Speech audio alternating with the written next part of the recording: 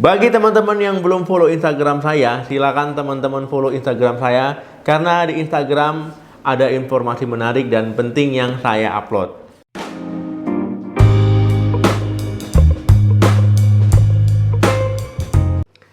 Halo, assalamualaikum warahmatullahi wabarakatuh. Teman-teman, saat pandemi ya pasti teman-teman sering mendengar ajakan ataupun anjuran untuk mengkonsumsi suplemen ataupun vitamin ya. Termasuk salah satunya vitamin D. Nah, karena teman-teman ya vitamin D ini bisa mencegah dan juga bisa mempercepat pemulihan dari COVID-19. Nah, teman-teman ya mengkonsumsi vitamin D ini itu bisa meningkatkan daya tahan dan imunitas tubuh kita. Pada video kali ini kita akan membahas manfaat dan hubungan vitamin D dengan COVID-19. Nah teman-teman ya vitamin D memang dibutuhkan untuk tubuh kita ya untuk kesehatan tulang, ya kesehatan gigi. Nah kemudian teman-teman ya vitamin D ini sifatnya sebagai anti radang dan antioksidan ya baik untuk otot, untuk saraf ya dan juga untuk imunitas tubuh kita. Kemudian teman-teman kekurangan vitamin D pada anak-anak ini bisa berpengaruh terhadap kelainan tulang, ya tulang pada anak-anak. Kalau dewasa itu bisa mengakibatkan nyeri tulang. Kemudian teman-teman kalau vitamin D rendah di dalam tubuh kita, nah ini dikaitkan dengan terjadinya pneumonia dan juga infeksi pernapasan akut ya akibat virus. Nah jadi teman-teman ya kalau seandainya kekurangan ataupun rendah kandungan vitamin D di dalam tubuh ya, ini lebih beresiko untuk terkena penyakit saluran pernapasan ya termasuk COVID ini tadi. Nah makanya ya orang saat pandemi ini orang-orang dianjurkan untuk mengkonsumsi suplemen ya vitamin ya termasuk konsumsi vitamin D. Sampai saat ini teman-teman ya belum ada obat khusus ya untuk menyembuhkan COVID-19. Nah jadi dengan pemberian vitamin D ya untuk menurunkan risiko untuk terkena penyakit saluran pernapasan akut ya kemudian dengan pemberian vitamin D ini bisa mempercepat pemulihan COVID ya, baik yang tanpa gejala dan juga dengan gejala ringan. Nah kemudian teman-teman ya bagi orang yang terkena COVID ya dengan pemberian vitamin D ini juga untuk menghindari risiko terjadinya badai sitokin ya dan juga komplikasi yang berbahaya lainnya. Jadi memang vitamin D ini banyak sekali manfaatnya teman-teman ya. Jadi dengan mengkonsumsi vitamin D ya supaya menghindari resiko terjadinya hipoksia ya kemudian penurunan kesadaran ya terjadinya gejala COVID yang berat. Nah, kalau seandainya teman-teman kurang ataupun rendahnya vitamin D di dalam tubuh ya tentu ini bisa meningkatkan keparahan dari penyakit ya bisa menimbulkan penyakit COVID yang dengan gejala yang lebih berat. Terutama pada penderita diabetes dan juga pada orang yang obesitas ataupun kelebihan berat badan. Nah itu semua teman-teman yang masih berdasarkan penelitian skala kecil, jadi masih dibutuhkan penelitian lebih lanjut ya efektivitas vitamin D dalam pemulihan pencegahan terhadap COVID-19.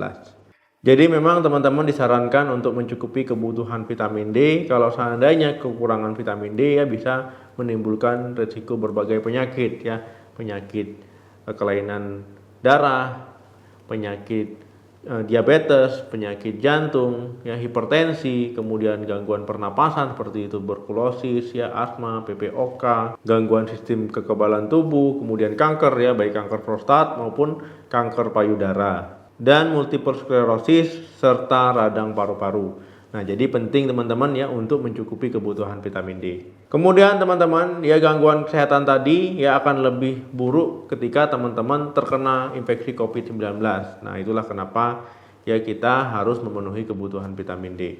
Nah, kemudian timbullah pertanyaan, "Dok, jadi sumber vitamin D yang kita dapatkan itu dari mana saja?" Yang pertama, teman-teman bisa berjemur di bawah sinar matahari ya 15 sampai 20 menit ya 3 kali seminggu lah minimal. Nah ini bisa dilakukan ya antara jam 9 sampai dengan jam 10 ya ataupun tengah 9 sampai jam 10. Kemudian yang kedua teman-teman bisa mengkonsumsi makanan yang mengandung vitamin D, misalkan ikan salmon ya, daging merah, hati, kemudian juga telur ya. Nah jadi teman-teman itu adalah makanan yang mengandung vitamin D yang gampang ditemui. Kemudian yang ketiga itu teman-teman bisa mengkonsumsi suplemen yang mengandung vitamin D. Nah teman-teman ya bisa mengkonsumsi vitamin D itu 400 IU ya kemudian juga 1000 IU dan 4000 IU. Tapi yang saya rekomendasikan di sini yang 400 sampai 1000 IU saja ya.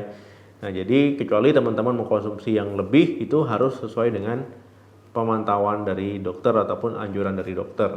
Memang vitamin D ini bagus, tapi kalau teman-teman mengkonsumsinya terlalu banyak, misalkan 4000 sampai lebih ya, nah ini takutnya nanti teman-teman malah mengalami gangguan kesehatan, karena segala sesuatu yang berlebihan itu jadinya nggak bagus.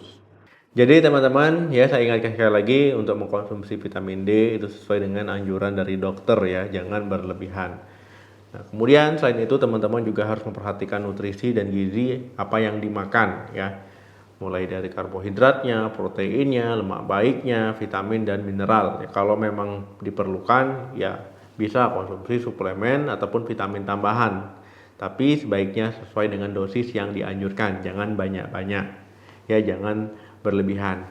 Dan saya ingatkan sekali lagi ya, tetap patuhi protokol kesehatan, mulai cuci tangan, ya pakai masker, menjaga jarak, kemudian hindari kerumunan. Nah, itu adalah cara yang bisa kita lakukan bersama ya. Kemudian teman-teman yang belum vaksinasi, kalau bisa vaksinasi silakan vaksin. Bagi yang tidak bisa vaksinasi, ya berarti memang tidak bisa. Jadi kalau nggak bisa vaksinasi jangan dipaksakan. Oke teman-teman, jangan lupa like, share, dan komen. Semoga kita semua selalu sehat, semoga pandemi segera berakhir. Share video ini sebanyak-banyaknya. Salam sehat, sampai jumpa.